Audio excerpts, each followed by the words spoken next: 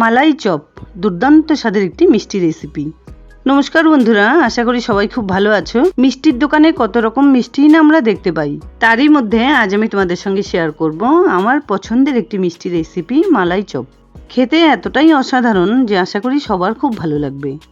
ঘরোয়া কিছু উপাদান দিয়ে তোমরাও কিন্তু অনায়াসে এই মিষ্টিটি বানিয়ে নিতে পারবে। রেসিপিটি ভালো লাগলে ভিডিওটাকে একটা লাইক দিয়ে চ্যানেলটাকে সাবস্ক্রাইব করে নেবার অনুরোধ রইল। চলো তাহলে দেরি না করে দেখে নেওয়া যাক পুরো রেসিপিটি। সবার প্রথমে গ্যাস অন করে একটা কড়াইতে আমি 1 লিটার দুধ বসিয়ে দিয়েছি।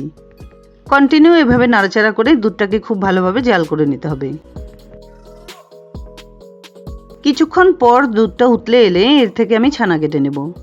দুধ জাল দেওয়া অবস্থায় ছানা কেটে নিলে ছানা কিন্তু শক্ত হয়ে যায়, আর তা দিয়ে যে কোনো মিষ্টি ভালো হয় না।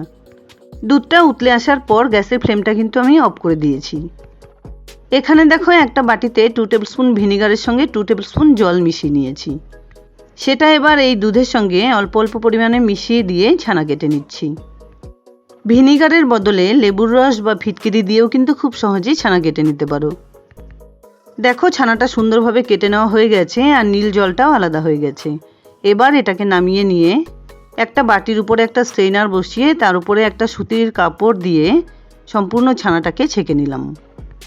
ছানাটা গরম অবস্থায় ভিনিগারের টক ভাব দূর করতে কিছুটা পরিমাণ ঠান্ডা জল দিয়ে এটাকে ধুয়ে নিলাম।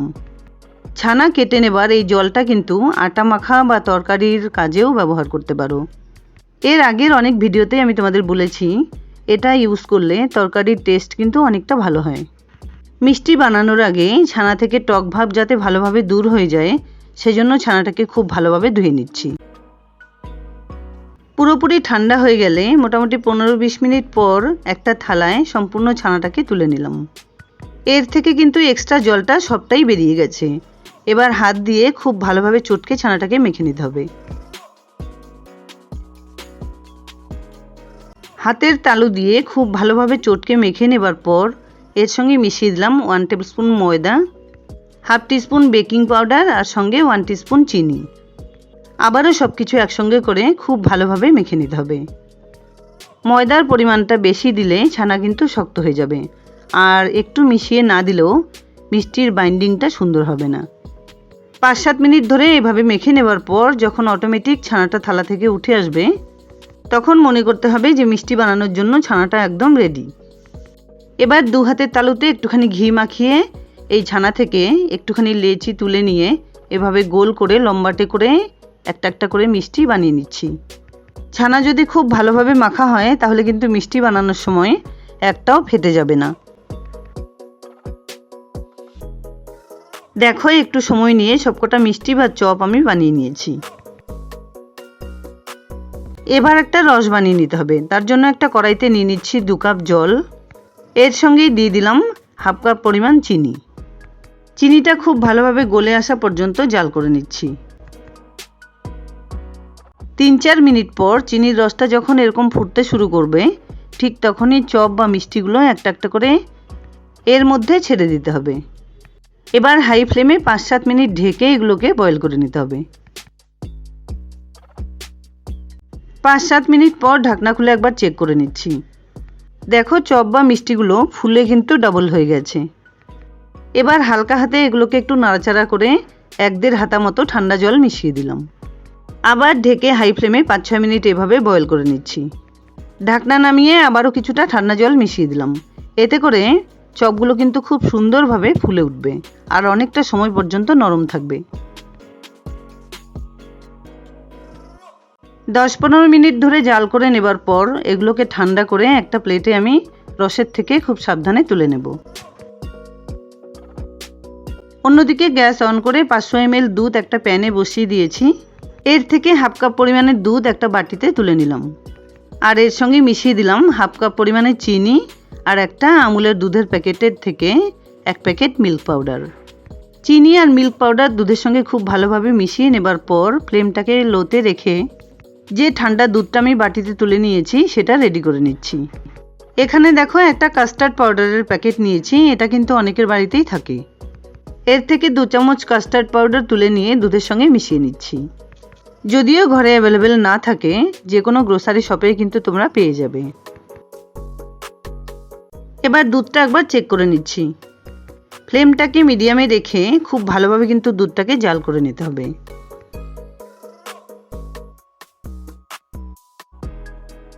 অন্যদিকে রসের থেকে তুলে নিয়ে সবগুলো মিষ্টি একটা প্লেটে এভাবে তুলে নিয়ে এভাবে সাইড করে রেখেছি যাতে সবটা রস বেরিয়ে যায়।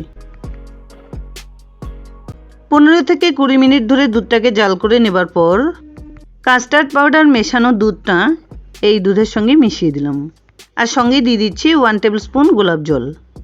কাস্টার্ড পাউডার আর গোলাপ জল মিশিয়ে দেবার জন্য এর কালার বা গন্ধ দুটোই কিন্তু খুব সুন্দর হবে, আর মালাইয়ের ঘনত্বটাও দারুণ হবে। 2-3 মিনিট পর এটা খুব সুন্দর ঘন হয়ে এলে এর মধ্যে সমস্ত মিষ্টি বা চপগুলো মিশিয়ে দিলাম। ফ্লেমটাকে মিডিয়ামে রেখে অল্প অল্প করে মালাই তুলে নিয়ে প্রত্যেকটা চপের সঙ্গে এভাবে লাগিয়ে নিচ্ছি। এবার হাই ফ্লেমে 1.5-2 মিনিট ধরে এটাকে ফুটিয়ে নেবার পর ঢেকে এভাবেই রেখে দিতে হবে। পুরোপুরি ঠান্ডা হওয়া পর্যন্ত এবার অপেক্ষা করতে হবে। পুরোপুরি ঠান্ডা হয়ে এলে একটা একটা করে মালাই চপ তুলে নিয়ে সুন্দর করে সার্ভ করে নিচ্ছি। কিছুক্ষণ এভাবে রেখে দেবার জন্য প্রত্যেকটা মিষ্টি বা চপের সঙ্গে মালাই কিন্তু খুব সুন্দরভাবে সেট হয়ে গেছে। এই ভিডিওতে আমি কিন্তু তোমাদের সঙ্গে স্টেপ বাই স্টেপ সুন্দরভাবে এই রেসিপিটি শেয়ার করেছি। আশা করছি তোমাদেরও বানিয়ে নিতে কোনো রকম অসুবিধা হবে না। সবগুলো মালাই চপ এভাবে সাজিয়ে নেবার পর এক্সট্রা মালাইগুলো উপর দিয়ে ঢেলে দিলাম।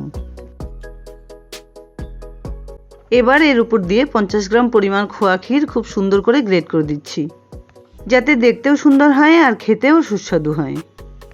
খোয়া ক্ষীর গ্রেট করে দেওয়ার পর এর উপর দিয়ে আমি কিছুটা পরিমাণে জাফরান সাজিয়ে দিয়েছিলাম। এবার এটাকে 2 ঘন্টার জন্য ডিপ ফ্রিজারে রেখে দিতে হবে, যাতে করে মালাই চপগুলো খুব সুন্দরভাবে সেট হয়ে যায়। এক্সট্রিমলি সরি ফ্রেন্ডস, জাফরান সাজিয়ে দেওয়াটা আমি তোমাদের সঙ্গে শেয়ার করতে পারলাম না। ঠিক সেই সময়ই আমার ক্যামেরাটা সাপোর্ট করছিল না, সেজন্য ভীষণভাবে দুঃখিত। জাফরান যদি হাতের কাছে অ্যাভেলেবেল না থাকে তাহলে কিন্তু না দিলেও চলবে, তার বদলে কিছু ড্রাই ফ্রুটসও সাজিয়ে দিতে পারো। 1.5 থেকে 2 ঘন্টা পর আমি কিন্তু এটাকে ডিপ ফ্রিজ থেকে বের করে নিয়ে সার্ভ করে দেখিয়ে দিচ্ছি।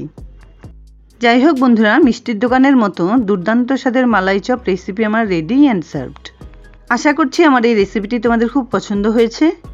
যদি এতটুকুও ভালো লেগে থাকে তাহলে প্লিজ ভিডিওটাকে একটা লাইক করো, শেয়ার করো ফ্যামিলি ফ্রেন্ডসদের সঙ্গে, আর আমার চ্যানেলে নতুন বন্ধু হয়ে থাকলে প্লিজ চ্যানেলটাকে সাবস্ক্রাইব করে পাশে থাকা বেল আইকনটা অলে করে দিও, যাতে আমার আপলোড করা সমস্ত ভিডিওর নোটিফিকেশান সবার আগে তোমাদের কাছে পৌঁছে যায়।